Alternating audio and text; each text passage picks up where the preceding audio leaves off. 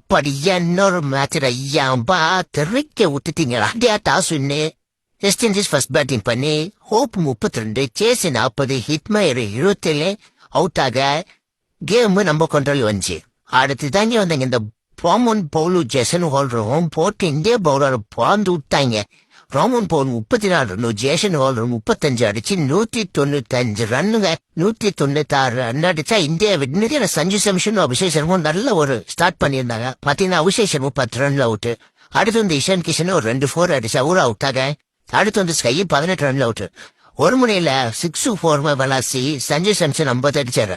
50 அடிச்சுக்கு அப்புறம் டீமோட சிச்சுவேஷன் புரிஞ்சு பொறுமையா டீம் விக்கெட் போகாம பொறுமையா ஒரு அடி இடையில ஒரு 4-6 அடிச்சு செம்மையா விளையாண்டு இருந்தாங்க.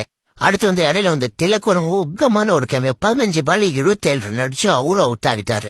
அடுத்து இந்த ஹார்டிக் பண்ண 17 ரன்ல அவுட். அடுத்து வந்து டூபே 2 4 அடிச்சு பிரஷர் ரிலீஸ் பண்ண 6 பாலுக்கு 7 ரன். ஃபர்ஸ்ட் பால் தூக்கி சொல்லுறாங்க 6. அடுத்த பால் 4 அடிச்சு 50 பாலுக்கு 97 ரன். 12 4 4 6 தூக்கி சொல்லி செம கம்பேக் கொடுத்து இந்தியாவை செமிஃபைனல் கூட்டு போயிட்டாரு.